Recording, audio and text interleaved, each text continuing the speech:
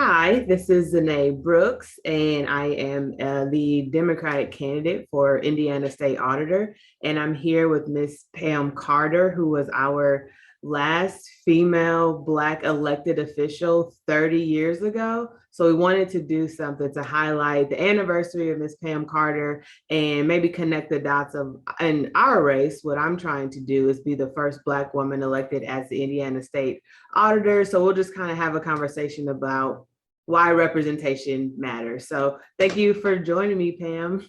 Well, thank you for having me. And Yeah, thank you for representing us in this auditor's race. We're excited about that. yeah, it's going well. So it's been good. I'm glad that I was able to step up. So Me too. okay, so can you introduce yourself to the audience? I assume people know who you are, but maybe not. So can you just give us a little bit about your background? Sure. I'm Pamela Carter. I was the Attorney General 30 years ago. Won the race in 1992 and became the first Black and female Attorney General in Indiana and also in the United States. And it was an honor and a privilege then, and it remains one now. I am very disappointed that our pipeline for representation has been so stark. So I am absolutely delighted that you are running, Zanae. It's important for us. And when I say us, all citizens need to be represented by leaders that represent all of our communities. It's richer, it's more minds and hearts that are thinking about major issues that are affecting all of us all of the time. And instead of thinking about the divisions, we should think about all the common ground that we have that leaders can take us forward. And that's what I'd love to see with the state of Indiana and with our new candidates for this year. I love that. There was a quote that we pulled from the internet that said, it talked about when there are women and it's more diversity around the table, you make better decisions. Yes, and I have seen and experienced that time and again. And it's just good for everyone. It's not one of these divisive tactics. It's not propaganda. It's actually true. Right, right. So you were a lawyer before? Yes. I'm a Okay. lawyer, yes. And so my background, which you had asked about, I am married with 2 children and 4 grandchildren. I am a social worker. I have my master's degree in social work. I'm a lawyer, and I've practiced law in almost every category there is, from a litigator that represented UAW workers to, vice president and general counsel of Cummins before I became president of the distribution business, which is a worldwide business. We were in 190 countries. And and I actually also have degrees from Harvard in the public administration environment. So I've had a broad array of career opportunities and a lot of different disciplines. And I now serve on several corporate boards, including Hewlett Packard Enterprise. I was on CSX, the rail company's board, and a couple of other boards, Enbridge and Broadridge Financial Solutions. And I also chair the symphony here, Nashville Symphony Orchestra, and a think tank called the Sycamore Institute. So I remain busy. Yeah, I'm you're retired from Cummins, by the way, in 2015. awesome. So what made you run for Attorney General? Like how'd you get there? Well, actually, it was more recruitment than personal ambition, quite frankly, because I'd seen how that was the time in the 80s and the 80s and when I was observing candidates, it was still okay in terms of the way in which campaigns were run. But by the 90s, it was getting a little uglier. It cost a lot of money. It was completely unusual for people of color or women to be running. So it was a different era. And but it was intriguing for me. So when someone had suggested that I consider it, and I was working for Evan Bayh at that time in the governor's office overseeing health and human service issues, we considered it and said, well, why not? It was an open seat, which means that there was no candidate on either side running for the office because the then Attorney General was running against the governor. And it was a brutal race, actually. But we won, obviously. And And it was, and we had, to this day, we had, I think, one of the best AG's offices, not only here in the state of Indiana, but in the country. We won every Supreme Court case, all four, which is rare that we would even get Supreme Court certiorari at that time, but we did. And it was extraordinary. And so we learned a lot. I know that we made a lot of contributions, positive contributions to the state of Indiana. And that was one of the highlights. That is awesome. When did you realize that you would be the first Black person and woman to run or to win for Indiana and the US? I didn't know, and I don't know that I cared until people started telling me after I had won. But I will tell you this, you talk about the power of women. There were only 2 other women who were attorneys general at that time, but there were 10 of us running in 1992. And 2 of these women, one Democrat and one Republican, got together and brought us together and in Pittsburgh and said, look, your races are going to be tougher than anyone else's. They're not going to tell you that, but we've been through it. They're going to bring your family in. It's going to be tough because you're a real threat. Mm-hmm. So you need to stick together, irrespective of party. We all won that evening. And that's when I learned. And those 10 women remain my friends to this day. That's awesome. And many of them have become, US senators and governors and have gone on to do a variety of really great things in their communities. But it was a good start. That's awesome. Yeah. I feel like we're building a little bit of that camaraderie just between our state candidates that are running, like myself, Jessica, and Destiny. So hopefully we all win and we can remain friends in a similar way. So the CPA profession, only 2% of CPAs are Black. There's not a lot of representation. So a lot of my career has been advocating to make sure, one, we have resources and education and development opportunities for people in the profession, but like pipeline building and talking to high school students and college students. Was that a similar thing? I feel like that you have experience in the legal profession, because I feel like people of color are still underrepresented in the legal profession as well. Yes, we had about 10 people, I think, that were in my law school class. But I thought what was worse was when my son went to law school, there were fewer. So, we have to start somewhere, but when we have fewer generation after generation, then I'm very worried. Right. Because it's, since that time, people then have to work toward improvement.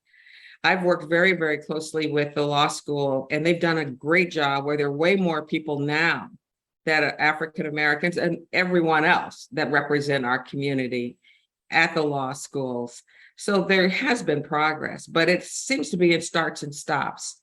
Mm-hmm. And I'm sorry about that, because I think at this time, with all the challenges we have in this country and in the state, all hands on deck, if we were acting like real adults, would be what you'd want to have to make a better community for everyone. Do you have any advice for younger people on why they should go into the legal profession or the CPA profession when they can look and see, like, it's not really that diverse? Why would I go into this field? I think you should look at it. If you have the talents and you have a passion for being a CPA, a lawyer, a doctor, then you should go for it, irrespective of what's happening outside, because that's who you are as a person. And you need to make that contribution. All of us need to make contributions while we're here as citizens. That's what a civil society does. Right. Do you feel like it's the same conversation in government from a diversity perspective? Some ways, yes. In some ways, no. I think they've made some very good steps, particularly at the federal level. I've seen a lot of progress. And quite frankly, the state of Indiana, if we look at what we've been able to accomplish, Indiana was the first state that had the first woman attorney general. It was Indiana that had the first state that had an African-American male as clerk of the court. So we've made contributions. And so we should make certain that people know what we've done and the progress, because often we will focus on what we haven't done, which is essential in terms of identifying a problem and solving it. Mm-hmm. But we need to cherish and celebrate what we have done, because that means that at some points along this continuum of time, people in Indiana get it, and they have voted with their feet and their votes. And we should celebrate that as well. Yeah, I agree with that. And I would even say too, like I feel like our Black Legislative Caucus is Yes. pretty strong. And then we've got the African American Democratic Council, which has chapters across the state. So I would say like I've only been engaged at this level for what, 3 months, but I would feel like we've, made some progress into engaging different communities. So I think we could probably bring everybody together better. So I don't know how to fight that because I feel like there is that perception, especially amongst people of color, the Latino community too, where they feel isolated and not part of politics. I don't know how to solve that problem. Step by step. When we first moved back to Indiana, it was similar. And there was this, people are just downcast when you're out of office and you don't know that your voices are being heard, that your votes count, and all the things that cascade what I call the vicious cycle of despair. But, within years, we were moving it to the virtual cycle and doing very, very well. And so it is also cyclical. There are times when people are, winning and times when people are losing. People need to remember both. Feels better when you win, but you make progress either way. That's a good point. So you talked about your race being kind of brutal as, a Black woman, as a Black person, as a woman. Did you feel like you had good support from those communities? I had great support from most communities, and I ran more against conventional wisdom than I get against the people of Indiana. Like you, I worked really hard, and I went to all 92 counties more than once. I was at more than many, 4-H fairs and county fairs and, cakewalks, and, my whole family would come, and I got to know the people, all the people in Indiana, great state, and I appreciated it.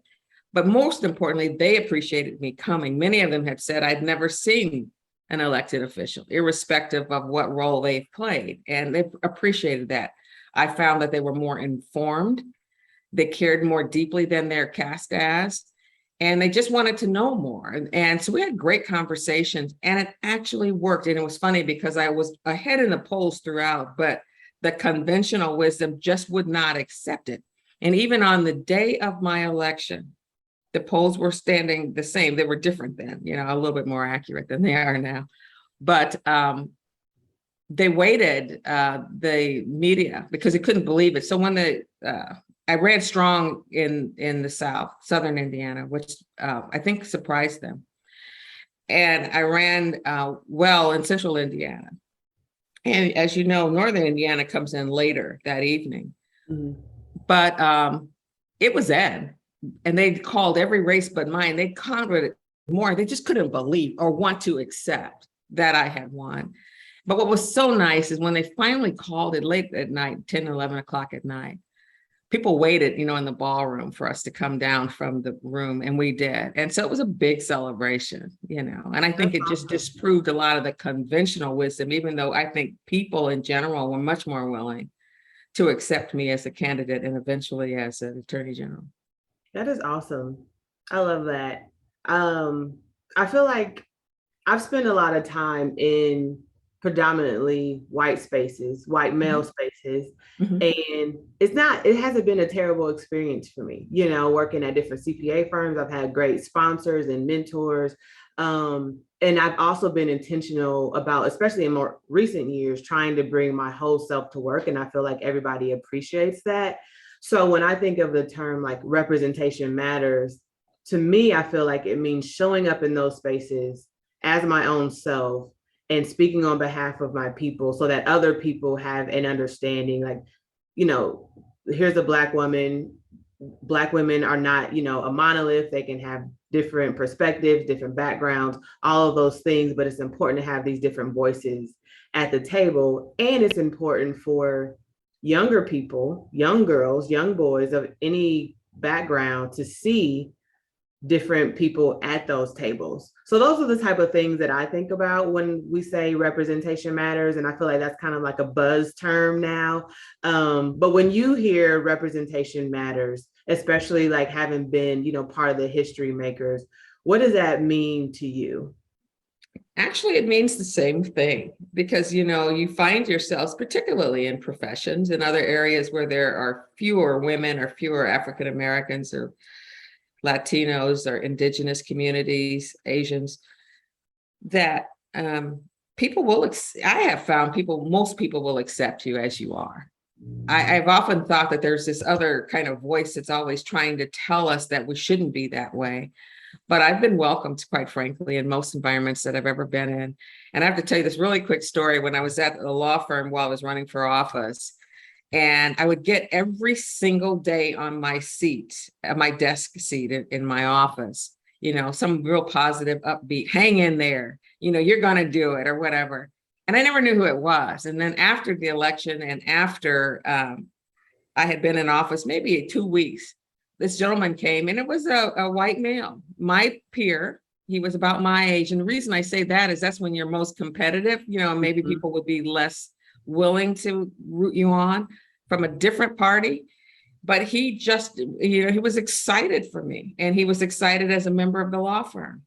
And he finally revealed himself. I mean, I thought, and that helped me. Every day I would begin to look for my note on my seat in my office from my anonymous friend who happened to be a white male. And that's just lovely. And it happens way more frequently, and it's not celebrated as much. So people get put into a corner as opposed to staying in the middle of the ring and beginning to fight it out in terms of really good common ground issues. Right, right. I like that. Everybody just being in the ring together. Yeah. Working towards the common goal and issues, Yeah. which is one thing that I'm learning. Like, I knew that, and I tell people, like, different demographics and backgrounds of people that we really want the same things. We want access to food, healthcare, education, all of that. But like traveling around the state now and really seeing it just continues to drive that home. Like, I was in a town a couple days ago, Palmyra, Indiana. They don't have a grocery store. Yeah. Yeah. And also here in Indianapolis, we are highest in food deserts. My church sits in the middle of a food desert that there's not access to a grocery store. Yeah. And so, a predominantly white community, predominantly Black community, but we still have the same issues. And if we can fight together in the middle of the ring, towards the goal, I think we can make more progress. So thank you for having this conversation. Sure. Thank you. And all the best to you. I appreciate that. So yeah, thank you all for listening in to us. If people want to follow you, are you on social media, or how do people? No, I am not. I'm on purpose. There was a period when I was as AG, I started getting followed by members of the criminal justice system, if you will. So I've always stayed off of them. You're off the radar. Yeah. That's fine. Awesome. Well, thanks for your time. Thanks everybody for watching, and we will catch up with you later. All righty. Take good care.